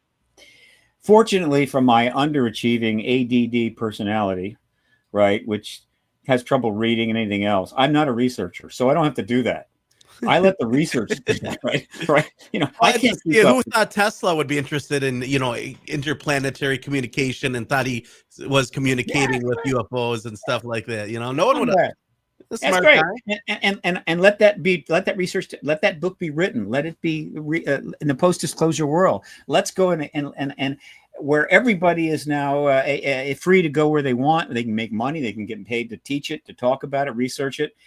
Philanthropists are putting billions of dollars into it, and let's sort it all out. That's a big deal. And I'm just a little activist, so I don't have to worry about that. All right, I let Richard Dolan do all the research. I'm only had on as well. Interesting guy. Yeah. The goal of the disclosure movement is not to do the research. It's to take advantage of the research that has been done to end the truth embargo so the research can explode, right? In which you got hundreds of millions of people around the planet researching, writing, doing whatever they got to do, right? Because it's the greatest subject of all time, and bringing it all together for all the rest of us. That is being blocked by this truth embargo that is led by the United States, at least in the Western world or the democratic world, and with the essentially implicit support of the two major authoritarian governments, China and Russia. So, yeah, that's my work is easy. Research is hard. Do you think that technology is out there to heal all humanity, and life extension technology is out there as well, and that's all part of things that are being repressed by our government? Because you would think that longevity and life extension, as well as healing everything and not curing death, is a big thing amongst a lot of the elite. It's the technology that's out there above and beyond. We like to talk about spacecraft, but what else can, intergalactic beings bring to this planet that could help everyone and help humanity and make it so maybe you could live several lifetimes and read every book in the library and could take on these great missions, right, Steve? I agree. Yeah, absolutely. We are making great strides in anti-aging. I think, but there is a problem. Okay. I mean, I think it's possible. I think life extension is very likely to happen. But right now, if we did it, it would destroy the Social Security system, bankrupt governments all over the place. So there's a kind of a built-in resistance there. So let me put it this way: if I'm the ETs, and I have the ability to give the human race technologies that will allow them to start immediately extending the life of new humans to 150, 200 years or whatever, I'm not going to give it to you unless we have responsibly dealt with the population issue. In other words, if we're hell-bent on breeding as many people as possible and only going to have that reduced if the environment steps in, the earth steps in and starts killing us off with viruses or making us go infertile or whatever. I mean, if that's how we're going to continue to do this, because we're no longer animals. We're sentient beings that have control over ourselves and the environment. If we're not going to do that, you don't want to introduce life extension. I mean, if you're a rich person, come up with an extra 20 years, good for you. But imagine a planet after a certain amount of responsible behavior and policies of 3 billion people. All the resources they could possibly want. It's a big number, by the way. 3 billion. All the resources they could possibly want. Able to live 200 and 300 years. Wow, that would be pretty cool. But we are not ready for that yet. We have not earned that yet. Now, obviously, the ETs could say, "Look, no problem, we got that." They just kill off 6 billion of it and say, "Look, sorry for the loss. However, everybody else can go forward. Now it's going to be great, right? I'm sorry, it's like we had to, we had to make some choices here." They could. I don't think they're going to do that. That would be wrong. But we could have dealt with our population long ago, right? As we watched it go from 1 to 2 to 4 to 8 billion, almost overnight, right? And in no time could we really take care of them all. And so that's irresponsibility. We are sentient. We know better, but we're saying, hey, that's who we are. That's what we do. We're humans. We screw. We have kids like crazy, and we need them because we need soldiers to fight wars. And so without the soldiers and whatever the hell, and we just marched along. And any effort to try to deal with it was laughed at. The Chinese tried to prevent them from having 3 billion people in China. They had one-child policy, which you can see the pluses and the minuses. But the West just castigated China for that. How dare you? That is absolutely wrong, right? A terrible thing that you've done. One-child policy. Like they're going to have to live in China if they hit 2.5 billion. So again, there's an immaturity and an adolescent, stupid quality about the way humans conduct their affairs, which I'm sure amuses the extraterrestrials and irritates the hell out of people that care, particularly activists. And I just wish we need to grow up. We need to change. It's not going to happen overnight, but the changes we're about to go through are going to pretty much outdo almost anything we've ever seen, and hopefully we're going to be part of that. We're going to be able to see something pretty special, and it could start within 60 days. Just saying. Steve, I'm really excited to hear about that. Maybe the UFOs and aliens see that we have Star Trek movies in Hollywood and really think those are historical documents, not just entertainment. They don't understand entertainment, you know? Maybe that's the real case. They really think we're a lot more advanced than we really are. Who knows?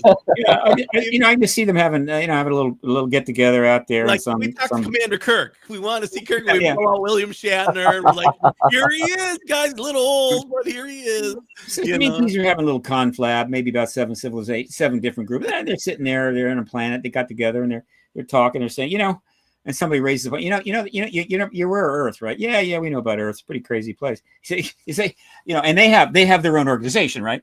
They have their own organization, right? It's a very big deal. And so they say, they decided to decide, they figure we have an organization and they decided to name it after a movie that they went to. Okay. Right. So we are the Galactic Federation now. Right. And that's funny. I think they would laugh at that. They go, I think it would be pretty funny. Right? Maybe they don't understand humor or they don't understand lying. Maybe they don't understand deceit. Who knows? Well, it's not deceit. It's just that's it's just the acting. Acting is fake. It's fraudulent. It's not real. I think if I were the ETs and I'm in open contact, we're have a little discussion with some heads of state, openly, which we know, we're being told what it is. That's open contact. I would say, look, here's the deal. Here's the name of the actual group that is operating in the sector. Okay, that's the name. However, just for you, we will refer to it as the Galactic Federation as we go forward. And whatever discussions we have and interaction, it's the Galactic Federation, right? You don't have to use our names. Okay, it's a cool name, and we respect your efforts in that regard. And we were big fans of Star Trek. We thought it was pretty good. It was not bad. A little violent. Okay. It was like going to where no man had gone before in order to explore new worlds. But naturally, a lot of violence had to take place. So that was you were off on that, right? That's not the way it works. But we get it. We understand. All right, Steve, for our listeners out there, let them know where they can find out more about you and where you're going to be appearing next and what is it that we can see from you in the near future. Yeah, I'm about to get out you see right up here on my website, that right up there, subscribe. If you want to be getting my newsletters, you need to subscribe. It's free. That's on the website. Paradigm Research Group is now the new entity. The new Paradigm Research Group is a 501c3, and I'm receiving donations. They're all tax deductible. And the more I get, the more stuff I can do. But I'm not big, right? And so there's that. Then there's the New Paradigm Institute. If you want to bring that up, you can. New Paradigm Institute is a much bigger entity that is founded by Danny Sheehan and his wife, Sarah Nelson. And they have already raised hundreds of thousands, and they've got multiple programs going. They got a very substantial board of directors. So check out the New Paradigm Institute. If you're a billionaire looking to donate, give them a shot, right? Send them a few mil. And then there's other organizations forming like crazy. You've got the Soul Foundation, which is a scientific think tank at Stanford, started by Gary Nolan. They're already planning for the post-disclosure world. You got the UAP Disclosure Fund out of I believe, San Francisco, I think,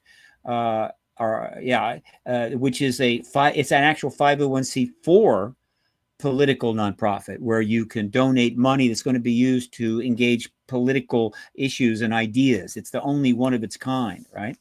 You've got there's a UAP. What is it called? It's so many, it's hard to keep up. I think I got it here. Where have I got it? Let me see. I can find it. I just learned about it. It's pretty cool. It is called the, where is it? Hell, I don't have it. There are a number of organizations that are forming rapidly in order to really get ready for the post-disclosure world. And I'm going to be putting out a promo listing a lot of this stuff very soon. It'll be a PRG update. Okay. And I'm going to list a lot of this stuff so people can quickly start getting acquainted with these organizations, which are literally forming. And they're not just, we're talking serious organizations with high-level people, PhDs, all kind of stuff. It's serious stuff. And they're hopefully going to get serious money. So I'm going to get that out pretty soon. And what was the other thing? I'm going to be speaking at the Conscious Life Expo, which is Feb 7 to Feb 9. I'll be speaking on the 7th, right? And then I'm on a panel on the 9th. Probably going to be 10,000 plus people there. when I think about going there, obviously it's pretty strange given what's happening there. It's off the charts, unbelievable what's happening there. I'm also going to be presenting substantially at Contact in the Desert, which we've been at twice. As you've been at twice. That's I think that's May 29 to June 2. I'll be doing a lecture, a workshop, an intensive. I'll be moderating 2 panels on 2 panels, whatever the hell, right? I mean, it's carte blanche. And I'm helping to produce it as well. I'm helping the people behind it because I have done a lot of conferences, and it's wonderful. I really enjoy it. It could be an amazing conference. We're talking May 29 now. We could be literally celebrating the post-disclosure world at that time, in which case the place is going to be on fire. It's going to be packed. It's going to be a giant party, but still serious speakers. Very possible. Something could happen with the Conscious Life Expo. I mean, there could be something significant happens there that's going to electrify that. And then I'm scheduled to speak at the New Life Expo, which is in New York. And I think I'm already scheduled for that for May 29 of next year. I'm doing an event with George Norrie, I think in March. And then I have a conference in April. I got to get this stuff out. And that's just before disclosure. I mean, I'm one thing, I've done over 2,000 interviews. That's just my thing. That's what I do. I don't write books. I don't make documentaries. I just do interviews because I got a big mouth. I love to talk. And so I've got a podcast list of like 270, which is growing all the time. And so I'm imagining disclosure happens right on Monday morning. Okay. You're going to have a podcast with aliens, aren't you? I know this already. You're going to be interviewing aliens. You'll be what is it you guys eat in space? I'm not a podcaster. I do. I don't have a podcast. I could never do a podcast. I haven't got that kind of discipline. But the point is, by Friday, I'm going to probably have 190 podcast requests coming in, right? And I'm going to actually try to book them all. I mean, do it. It's great. Steve, we're running out of time here, but you guys are out there. Check out Steve Bassett's website, paradigmresearchgroup.org. We have it on the rundownlive.com. This will be cataloged anywhere where podcasts are found, Spotify, iHeartRadio. Check out our syndication, KGRA, KGRADB.com, home to Clyde Lewis, Ground Zero, and Caravan to Midnight with John B. Wells. We're sandwiched right in between those 2 great shows. Check us out weeknights on KGRADB.com. And we're also, our videos are cataloged on Band.video and many other great platforms where you guys can see and watch this program. Rumble, YouTube, Facebook, anywhere where you guys can get social media. Rockfin, let's not forget Rockfin. Check it all out and make sure you guys support and donate to Steve Bassett. It's not easy to do what he's doing. If you guys want disclosure, go out there, put a little bit in his kitty, put a little bit of money in his back pocket there so he can hire people, do cool things, and develop this great one-stop research center for all the UFO historical data. So thanks again, Steve, for joining us. One more thing. Okay. Can I mention one more thing? Yeah, go ahead. We got Hollywood Disclosure Alliance, HollywoodDisclosureAlliance.org. I founded it a year ago with Dan Harari, a Hollywood publicist. We're up to 190 members.